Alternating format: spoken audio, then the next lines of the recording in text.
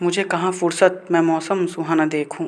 मुझे कहाँ फुर्सत मैं मौसम सुहाना देखूं। मैं आपकी याद से निकलूं तो ज़माना देखूं। आय हाय। तो हेलो एवरीवन, आप सभी का चुन्नू मुन्नू बातें पर वेलकम है। आज हम सीखेंगे, जानेंगे और समझेंगे मराठा साम्राज्य के बारे में कुछ चुन्नू मुन्नू बातें। तो चलें स्टार्ट करते हैं। गाइस, ये मराठा साम्राज्य की पार्ट थर्ड वीडियो है। इससे पहले मैंने पार्ट फर्स्ट और पार्ट सेकंड वीडियो अपलोड कर रखी है। आप सबसे पहले उस वीडियो को जाकर देखिए, उस पुरानी वीडियो को जाकर देखिए, तो आप पार्ट थर्ड समझेंगे, बेहतर समझेंगे। हमने मराठा साम्राज्य के बारे में अब तक देखा। शिवाजी जो पहले छत्रपति रहे, शिवाजी के बाद इनके बेटे संभाजी आए। संभाजी जिन्हें हम दूसरे छत्रपति भी कहते हैं। दूसरे छत्रपति के बाद फिर इनके सौतेले भाई, संभाजी के सौतेले भाई राजा राम आए। राजा राम जिन्हें हम तीसरे छत्रपति के मराठा साम्राज्य के तीसरे छत्रपति कहते हैं। फिर संभाजी के बाद शाहू आए। संभाजी के बाद शाहू आए, संभाजी के बेटे शाहू आए। 1713 में शाहू ने 1713 में पेशवा बनाया किनको? बालाजी विश्वनाथ को। किनको? बालाजी विश्वनाथ को। और बालाजी विश्वनाथ के बेटे बालाजी फर्स्ट आए कब? 1720 में। 1720 में बालाजी फर्स्ट पेशवा बने और 1740 में इनकी मृत्यु के बाद फिर इनके बेटे बालाजी बाजीराव आए। इनके बेटे बालाजी बाजीराव 1740 में पेशवा बने और फिर बालाजी बाजीराव की मृत्यु 1761 में पानीपत की तीसरी लड़ाई के बाद हो गई। फिर इनके बेटे माधवराव नारायण फर्स्ट आए। किनके? बालाजी बाजीराव के बेटे माधवराव नारायण फर्स्ट आए और माधवराव नारायण फर्स्ट की हत्या रघुनाथ राव 1772 में कर दिए। रघुनाथ राव किनके चचा हैं? माधवराव नारायण फर्स्ट के चचा जान रघुनाथ राव ने हत्या कर दी कब? 1772 में। और रघुनाथ राव के बारे में आइए डिटेल में और जानते हैं। 1775 में सूरत की संधि हुई किनके बीच? रघुनाथ, मतलब प्यार से मैं इन्हें कहता हूँ रघुआ को मैं प्यार से हगुआ कहता हूँ।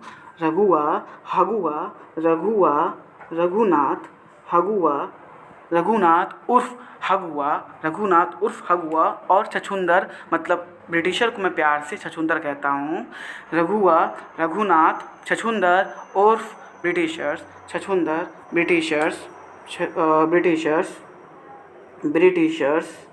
ब्रिटिशर्स किनके बीच सूरत की संधि हुई? रघुनाथ और ब्रिटिशर के बीच में, हगुआ और अंग्रेज़ों के बीच में। इनके बाद फिर 1776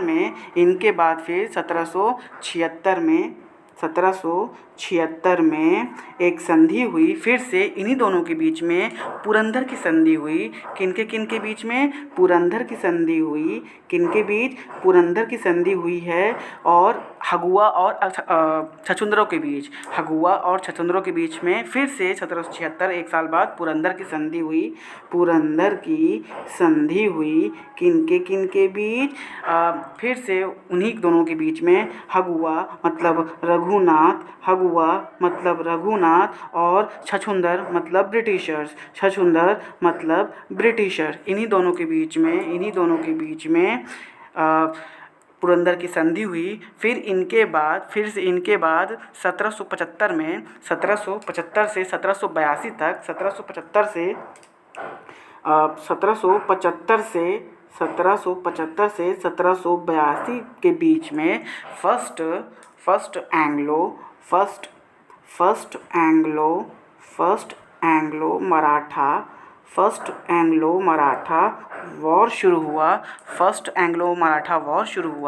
कौन सी संधि के तहत हुई? सूरत की संधि के तहत हुई। सूरत की संधि की वजह से हुई फर्स्ट एंग्लो मराठा वॉर। आइए इसे लिखें, सूरत की संधि की वजह से हुई। सूरत की संधि की वजह से फर्स्ट एंग्लो मराठा वॉर शुरू हुआ। और सूरत की संधि कब हुआ? 1775 में हुआ। फर्स्ट एंग्लो मराठा वॉर कब शुरू हुआ? सूरत की संधि की वजह से शुरू हुआ। और सूरत की संधि कब हुई? 1775 में हुआ। और फर्स्ट एंग्लो मराठा वॉर का अंत कब हुआ? फर्स्ट एंग्लो मराठा वॉर का अंत कब हुआ? अंत हुआ है साल बाई की संधि 1782 में। आइए लिखें इसे हम, साल बाई की संधि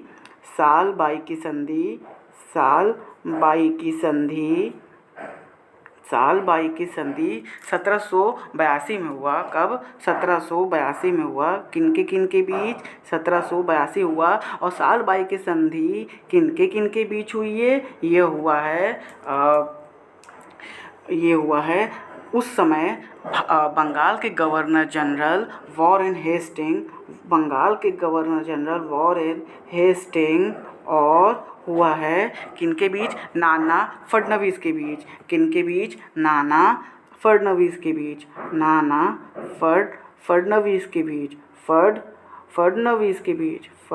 के बीच। किनके बीच? वॉरेन हेस्टिंग और नाना फडणवीस के बीच साल बाई की संधि हुई। कब हुई? 1782 में हुई। और ये साल बाई की संधि किसका अंत है? फर्स्ट एंग्लो मराठा वॉर का अंत है।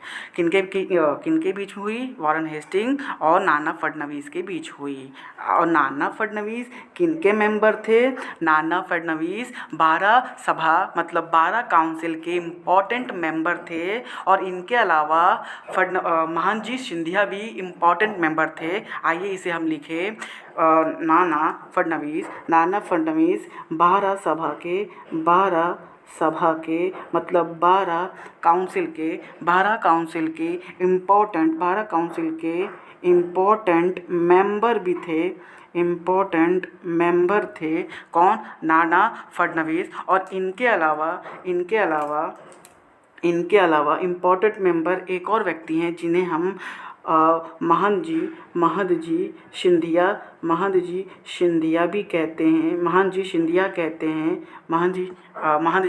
कहते हैं। मतलब 12 सभा के 2 इम्पॉर्टेंट मेंबर थे। कौन से? नाना फडणवीस और महादजी सिंधिया।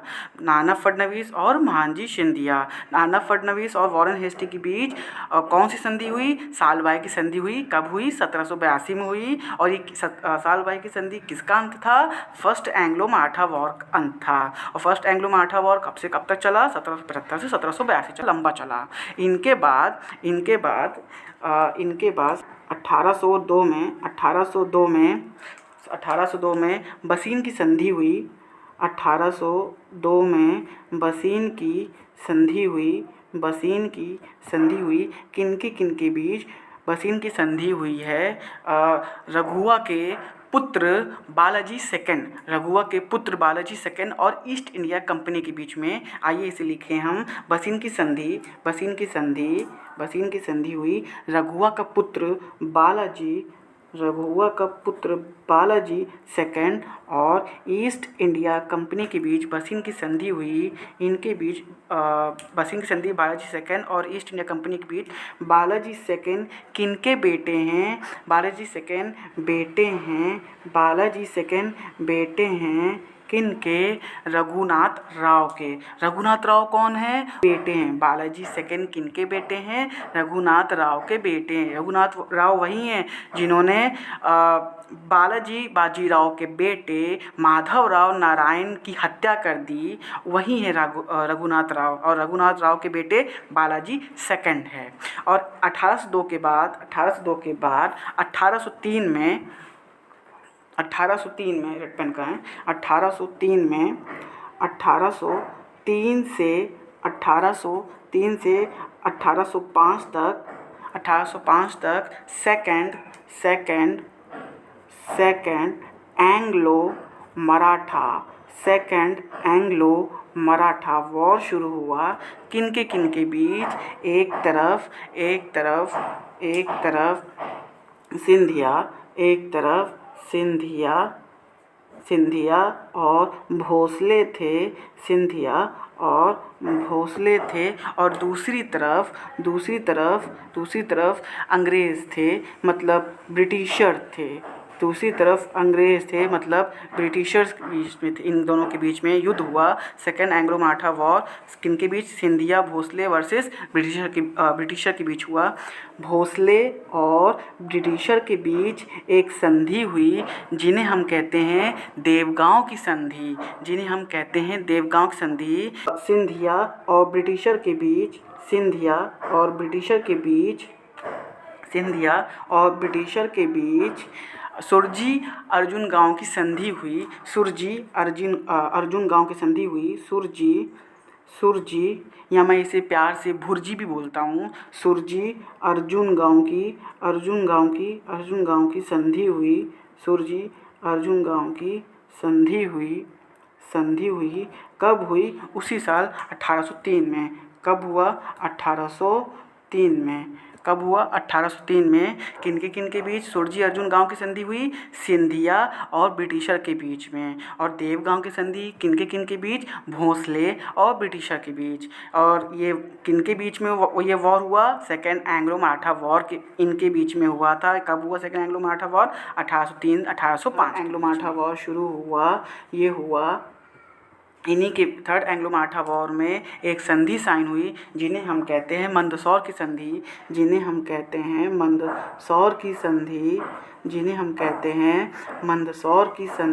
किनके बीच हुई मंदसौर की संधि? ये हुआ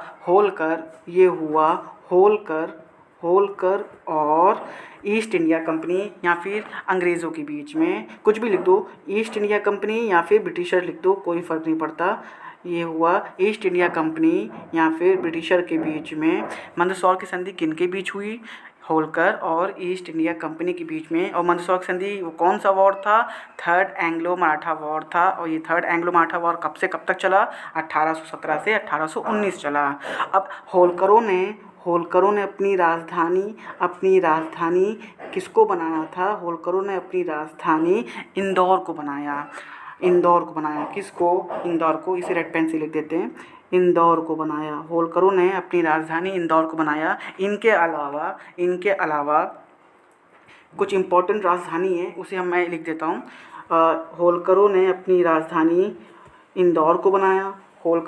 होलकर के अलावा गायकवाड़ों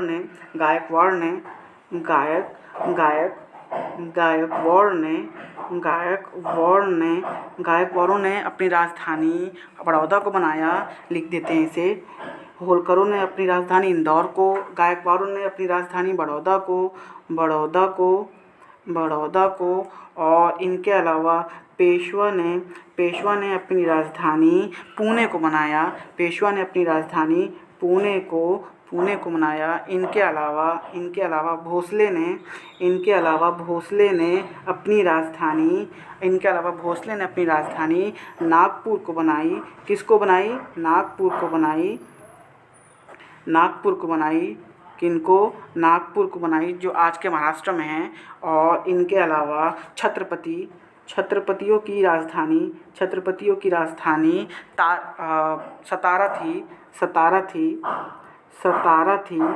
सतारा थी। और इनके अलावा सिंधिया की राजधानी